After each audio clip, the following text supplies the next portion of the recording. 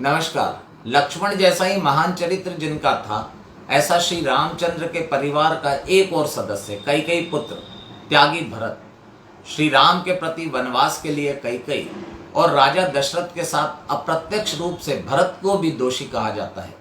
किंतु भरत ने किया हुआ राजत्याग श्री राम के लौटने की प्रतीक्षा करते हुए नंदीग्राम में वन वस्त्र पहनकर और श्री राम की पादुका के प्रति श्रद्धा रखकर दिखाई अटूट निष्ठा देखकर कोई भी दोष उनके जीवन को स्पर्श नहीं कर सकता। भरत जी त्याग की जिस ऊंचाई पर खड़े हैं, उसकी किसी से भी तुलना करना आज के स्वार्थ और भोगवादी समय में केवल असंभवनीय है।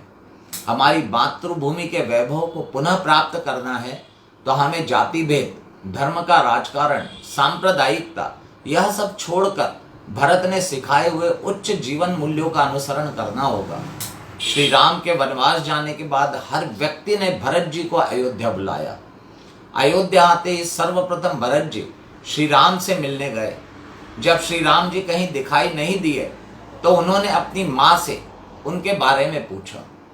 मां कैकेयी ने सारा वृत्तांत कथन किया और यह भी कह दिया कि राजा दशरथ की पुत्र वियोग में मृत्यु हुई है। कैकेयी की सारी बातें सुनकर भरत जी समझ गए कि उनकी माता ही सारे अनर्थ का कारण है।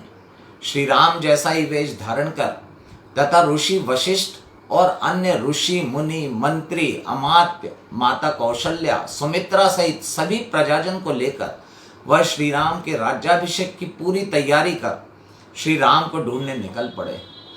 भगवान श्री राम से युद्ध करने आ रहे हैं, भरत श्री राम से युद्ध करने आ रहे हैं, ऐसा निषाद राज गुह और साक्षात लक्ष्मण जी ने भी सोचा। वे दोनों भरत से युद्ध के लिए तैयार हो जाते हैं। उनको श्री राम के प्रति यह निष्ठा देखकर भरत अत्यंत व्याकुल हुए। सामान्य मनुष्य के जीवन में मुश्किल से ही दिखाई देने वाला विशाल हृदय, दिव्य चरित्र और निष्कलंक मन, यही भरत के गुण विशेष है। लक्ष्मण भावनावश थे तो भरत श्री राम के जैसे ही विचारी थे। हर बात पर चिंतन कर अपने विचार प्रकट करना, यह उनकी विशेषता थी। श्री राम का मन बदलने के लिए उन्होंने जिस प्रकार का वार्तालाप किया था, वह परिपूर्ण विचार और अति उच्च बुद्धिमत्ता का ही परिमाण था।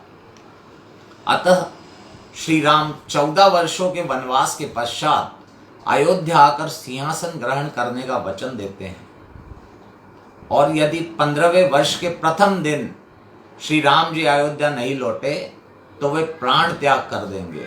उनकी इस प्रतिज्ञा पर प्रभु श्री राम 15 वर्ष के प्रथम दिन ही लौट कर आऊंगा, ऐसा भरत जी को वचन देते हैं। भरत जी अत्यंत प्रेम पूर्वक तथा निष्ठा पूर्वक श्री राम की चरण पादुकाएं लेकर अयोध्या लौटते हैं और अपने कहे अनुसार अयोध्या की सरहद पर नंदीग्राम में वे पादुकाओं को सिंहासन पर रखकर पर्णकुटी में 14 वर्ष वास्तव्य करते रहे। राज सत्ता के लिए, संपत्ति के लिए एक दूसरे से लड़ने वाले, एक दूसरे की जान लेने वाले कई उदाहरण हैं, किंतु त्याग, कर्तव्य, प्रेम, समर्पण ऐसा चरित्र मात्र और मात्र रामायण में ही दिखाई देता है।